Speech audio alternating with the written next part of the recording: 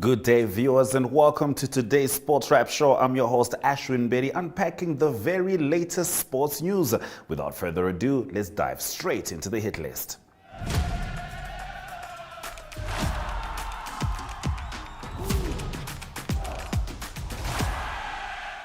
Now, after an absence of nearly 5 years, the Namibia Under-17 Sevens rugby team has received an invitation to participate in the South Africa Rugby Union Interprovincial Under-17 Sevens tournament. The team held the capping ceremony today at Windhoek High School ahead of their trip to Bloemfontein. The tournament is set to kick off on Monday, October 2, 2023, with Namibia's first match scheduled for 8:20 against the Golden Lions. Following that, they will face the Leopards at 11 and wrap up their matches on the first day against Eastern Province at 13:20. Let's take a look at what the traveling team had to say ahead of the competition. Good day, my name is Coach Devana Alcock. I'm the assistant coach for the Nationals Under-17 team, Namibia.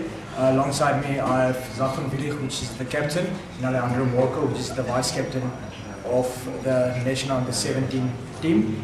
Zaf, from your side, how was the preparations? We've been training this all week, from 2 o'clock to 5 o'clock, and yeah, we are a strong team, and I'm looking forward to go play that side.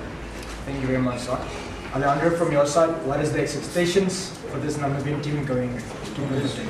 So we're looking forward to go to South Africa, give our best, leave everything on the field. Okay, and about the organization for this tournament, from the 1st of October, it will be registration day, and the 2nd of October will be day 1 for this tournament, and then we will finish off on day 2, which is the 3rd of October, where we will be playing the different types of finals, which will be the Cup, the Bowl, the Shield, and the Plate finals. The matches can be live streamed through Super Sports Schools app, which can be found on Google Play Store or on. After the break, in the pipeline, we'll be looking at the annual National Short Course Swimming Championship.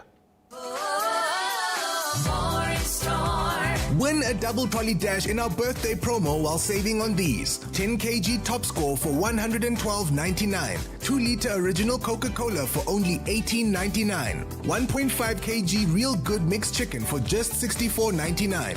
750-gram Nola mayonnaise at $28.99. And 700ml all gold tomato sauce, also only $28.99. See the details of our incredible double trolley dash competition at voermanbrock.com.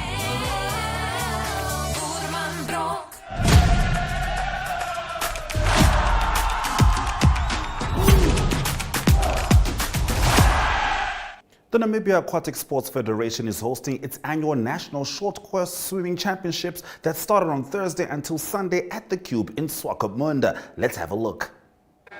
Hitting the water. We have the final heat in 10. In line 1, Nico Islinger, Dolphins. Line 2, Christopher Diao. We have 59 seconds here. Line 3, 58 seconds. Dolphins.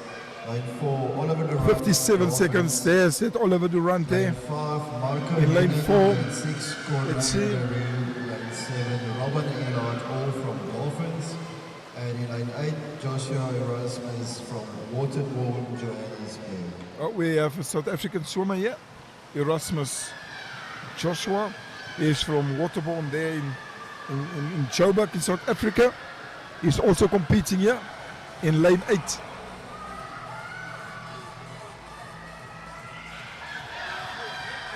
So it's tight here, it's tight between lane 4, 5 and 6. And the guys are giving their best, they are giving their best. In first position we have lane 4. And is that Oliver? Yes, it's Oliver. The size of the fight in the dog, and you are the oldest swimmer here at the competition, rated at 72. Just tell us, I heard you are swimming with a broken finger. Is that true? Yes. Yesterday I swam into the wall and hurt my finger. Okay, well, I see you're still in the water, but quickly run us through it. How have you been doing it for so long, and how are you still doing it till now? I actually haven't done it for so long. I started swimming when I was 6. Okay. I swam right up until 21, and then I went doing the things, getting married and working.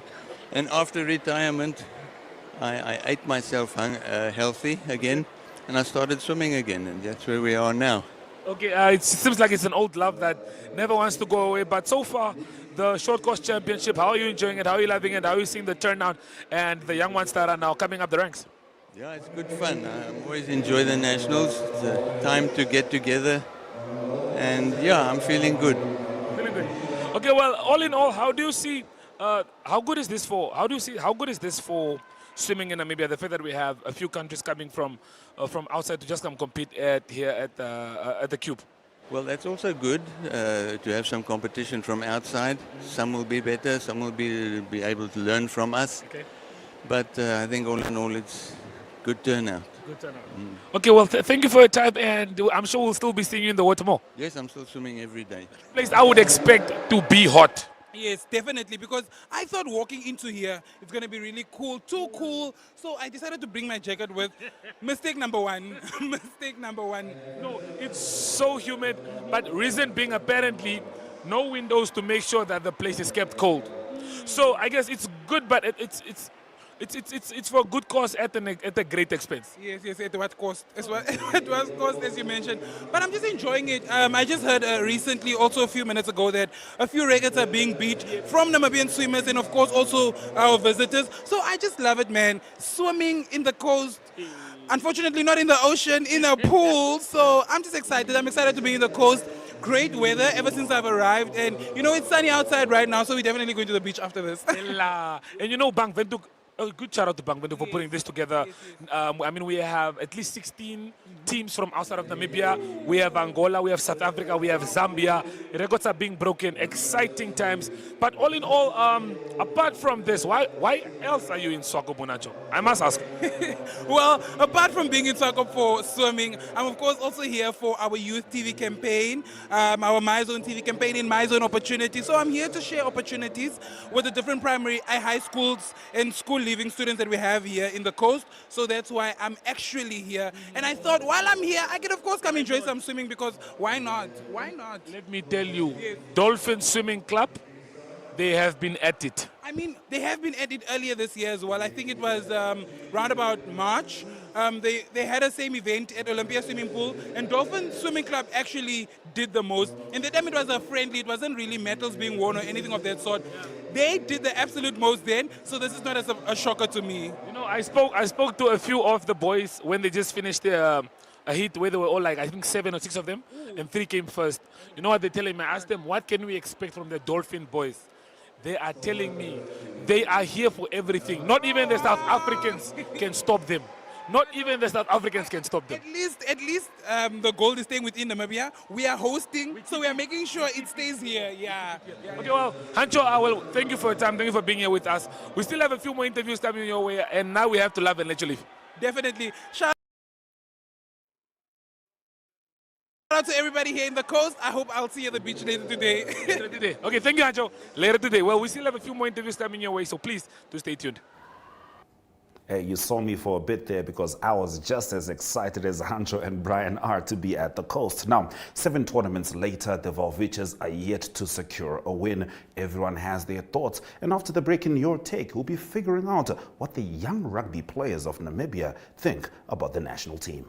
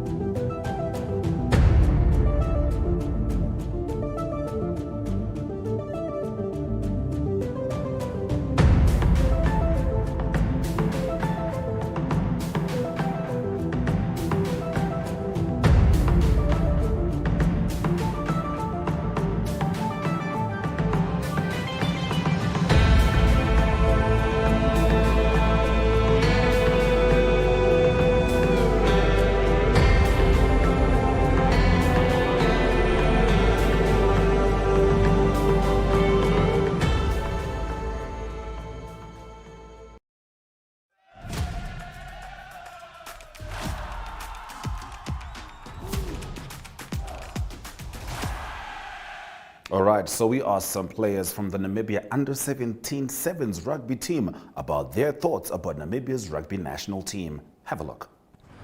Hi guys, my name is Alejandro Morkel. So my thoughts on the World Cup is that Namibia did really well, especially the last game against Uruguay. And what they can work on is that that's based on the coaches. But they did really well and we are proud of them. Good afternoon, my name is Jason Orange. I think the boys in the World Cup did very excellent because they were in a tough pool, and I think next time when they go back to the World Cup in 4 years, they should just pick up their discipline and work harder to get at least 2 wins in the next World Cup. Thank you. My name is Roberto Sambo. My thoughts about the World Cup is the first few games we've been down a bit, we haven't played well, but I think the last game we've been pulled up our socks a bit, and we'll just learn from our mistakes. So yeah. Afternoon everyone, my name is Brady Governor. My thoughts on the World Cup is that I'm very proud of the boys because we qualified for the World Cup like always, and I think they did really good in the World Cup. Although people think they did really bad, I feel really good for them. My name is Sheriko Karunga. I think the boys did fine in the World Cup. It's always good to know how the young ones feel about the rugby squad and any local indeed. However, we have one of our locals, Ari Hochad, deep in France, and he'll be joining us in Le Rugby Joel after the break.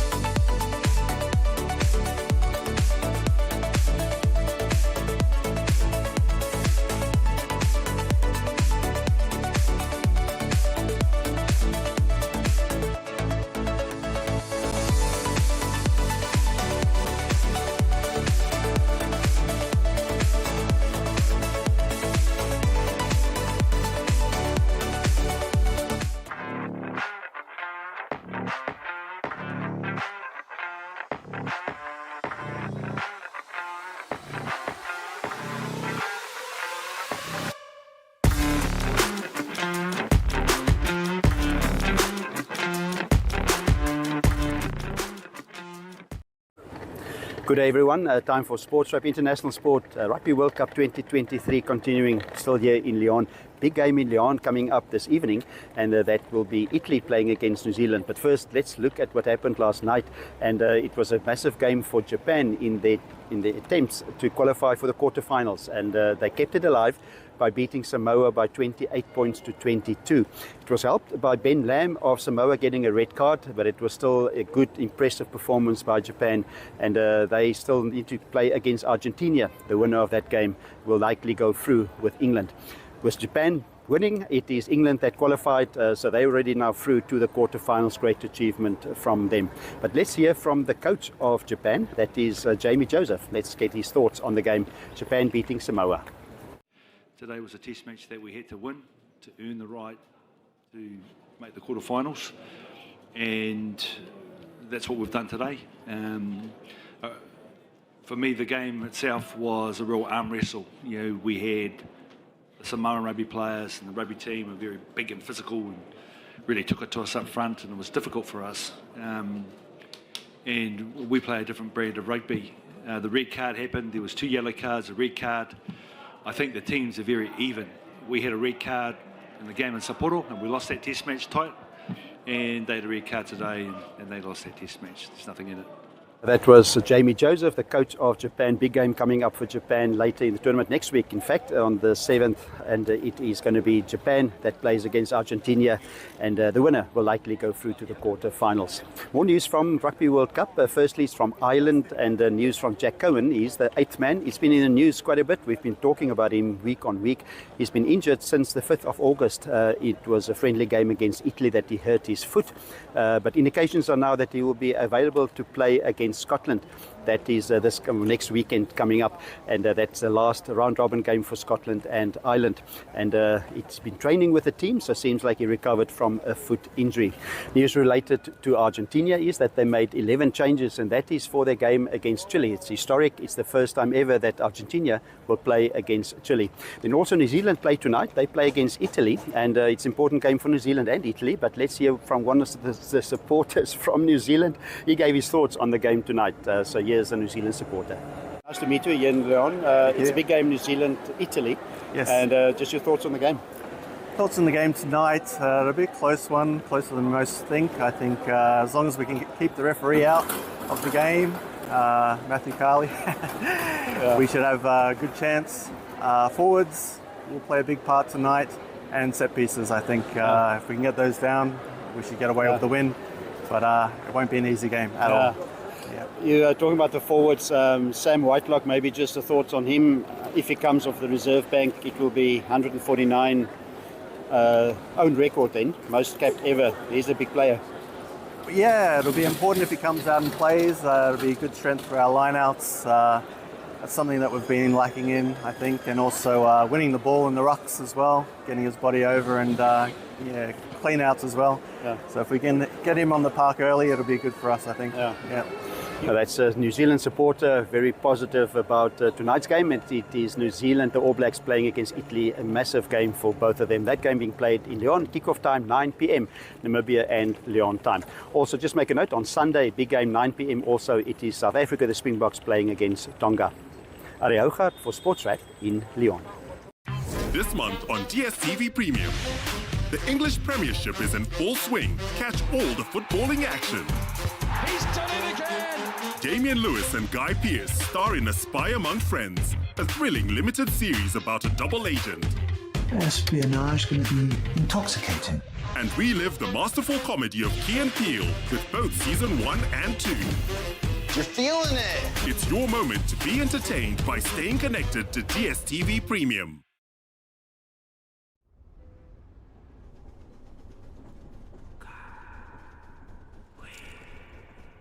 How do you find the perfect time?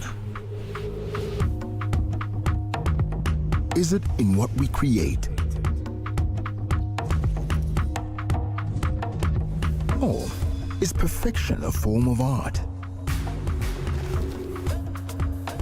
Can we taste the perfect time? Move to it. Feel it. Or is it best enjoyed together? The perfect time is out there.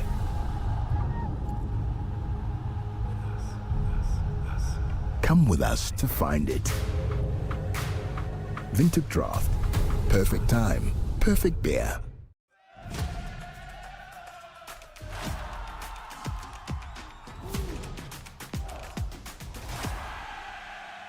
Now you know we can't leave without some football news, and there was a cracker of a story last night because one of the residencies of a former referee head in Spain was raided yesterday, and this is in connection to Barcelona, who are being accused of active bribery from 1993 to 2018. We are talking about almost 2 decades. Let's talk a bit about what this means. If you look at 1993 to 2018, the success of Barcelona is almost insurmountable. Just look at the success of Messi and how much of that was tied to his legacy at Barcelona. Great players went through Barcelona: Xavi, Alonso, Ronaldinho. All these players who had a lot to contribute, not just to Spanish football, but world football at large.